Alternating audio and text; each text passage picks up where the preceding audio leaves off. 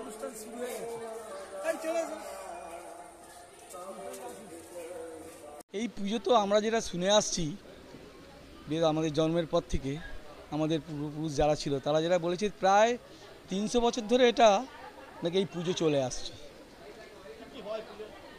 পুজোতে তো প্রত্যেক বছর প্রতিদিন যেরকম নিত্যদিন আমাদের যে পুজো হয়, মানে দেবের যে সেবা হয় সেটা হয়, বিভিন্ন রকম ভোগ দেওয়া হয়। তারপরে যে অনুষ্ঠান হয় এই জন্মাষ্টমীতে আমাদের বেশ কিছুদিন আগে থেকেই আমরা যেটা দেখে আসছি, বিভিন্ন রকম ভোগ ভাগ দিয়ে আমাদের সব টোটাল ফ্যামিলি একসঙ্গে সংবদ্ধ হয়ে একটা এই অনুষ্ঠানটাকে পালন করা হয়। যেটা আমরা শুনে আসছি, কথিত যেটা আছে, যেটা আমাদের বয়স্ক শুনেছি, যে বালির কোনো একজন নাম হচ্ছে খেলারাম চট্টোপাধ্যায় ছিল, পরে উপাধি দেবে চক্রবর্তী আমরা পেয়েছি।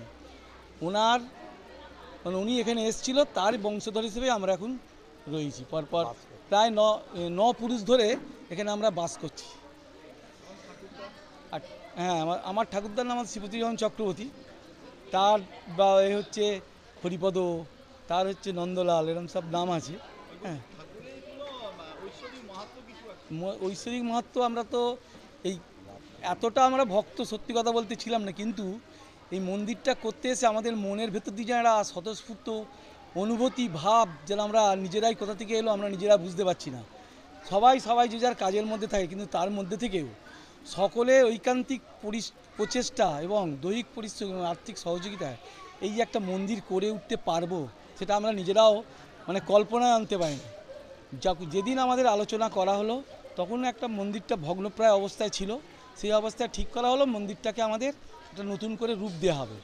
সেই বলে তাহলে ঠাকুরটা কি করা হবে, ঠাকুরটা একজনের বাড়ি রাখতে হবে, কাছাকাছি একজনের বাড়ি রাখা হলো, সেটা আমাদেরই মানে বংশের সন্দীপন চক্রবর্তীর বাড়িতে।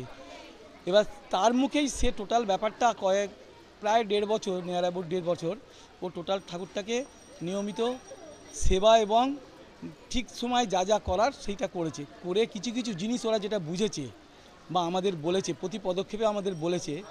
প্রথম যখন ঠাকুর নিয়ে এসে রাখলো, সেদিন রাত্রিরে দরজা বন্ধ করে দিল। বন্ধ করে দেওয়ার পর দেখা গেছে ও রাত্রি 2-2:30টার সময় স্বপ্ন দেখছে যে আমার দমটা বন্ধ হয়ে আসছে, তুই দরজাটা খোল। এটা একটা অলৌকিক, যেন ও সঙ্গে সঙ্গে উঠে এসে দরজাটা খুলে দেওয়ার পর রাত্রিরে ঘুমোতে পারলো। তারপর এই বেশ কিছুদিন যাওয়ার পর দেখছে যে হঠাৎ কানে একটা আওয়াজ আসছে, কোনো একটা নুপুরের যেন সুন্দর একটা সুমিষ্টি সুমধুর আওয়াজ কানে ভেসে আসছে। ও বাইরে বেরিয়ে দেখলো কী ব্যাপার, কোথাও তো কিছু দেখতে পাচ্ছি না, কী ব্যাপার। এগুলো অলৌকিক ব্যাপার, বলতে পারবো না কি, কিন্তু ও পাচ্ছে। এছাড়াও আরও বিশেষ ব্যাপার হচ্ছে, ও যখন ওই রাত্রিবেলা ঘরেতে যায়, আর যে সুন্দর গন্ধ পুরো জায়গাটাকে একদম সুবাস মানে সুমধুর করে রাখে।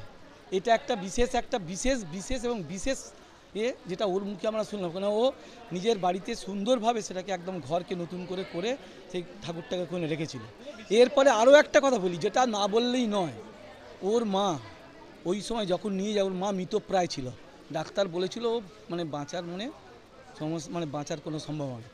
বর্তমানে ওনার মা ঠাকুর নিয়ে যাওয়ার পর ওনার মা সুন্দর এবং সুস্থ সবল আছে। এটা আমরা মনে করছি তো ঠাকুরের থেকে পাওয়া, ঠাকুরের বর বা ঠাকুরের আশীর্বাদ দিয়েই আমরা পেয়েছি। আমার নাম রঞ্জন চক্রবর্তী।